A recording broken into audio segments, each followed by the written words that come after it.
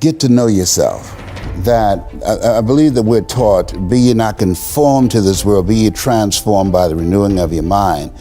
Don't live the life that has been given you by their circumstances, by the people that's around you. That Sidney Poitier wrote a book called The Measure of a Man. And he said, when you go for a walk with someone, something happens without being spoken. He said, either you adjust to their pace or they adjust to your pace. Whose pace have you adjusted to? And so there are things that we pick up and we think that they're our choices, but they're the choices that we've been programmed by life to do.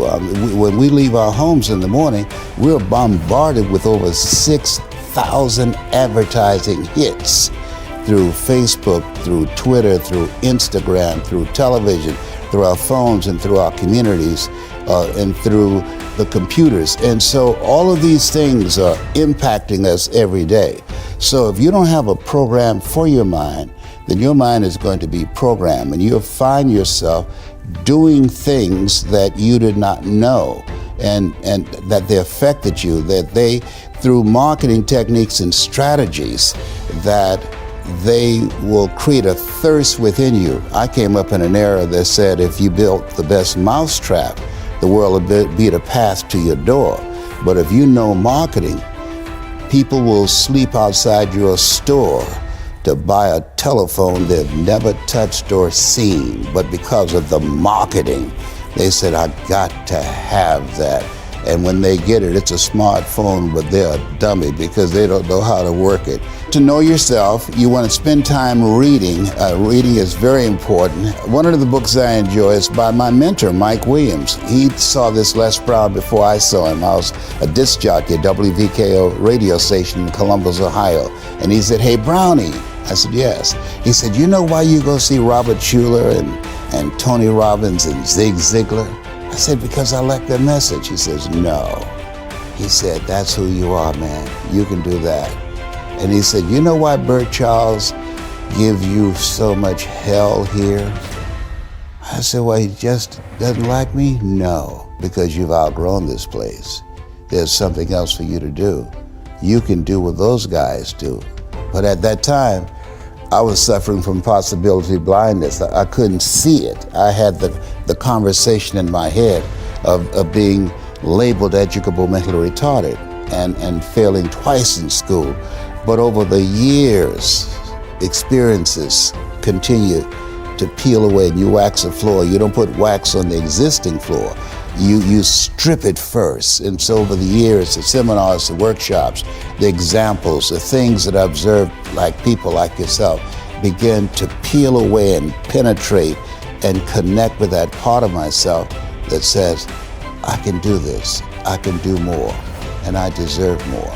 And so I would teach my kids that you have to transform your mindset. You have to continuously upgrade your relationships. My youngest son, John Leslie, poses a question. He said, when you have goals and dreams you want to achieve, he said, ask yourself the question, who should I count on and who should I count out?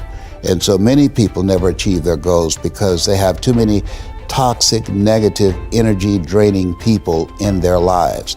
And you have to have goals outside of your comfort zone that will challenge you, because in order to do something you've never done, you've got to become someone you've never been. And you got to have a mentor who's experienced, who's been there, done that. And as a result of that relationship, because you can't see the picture when you're in the frame, Muhammad Ali said, I'm the greatest, but he never won a championship without Angelo Dundee.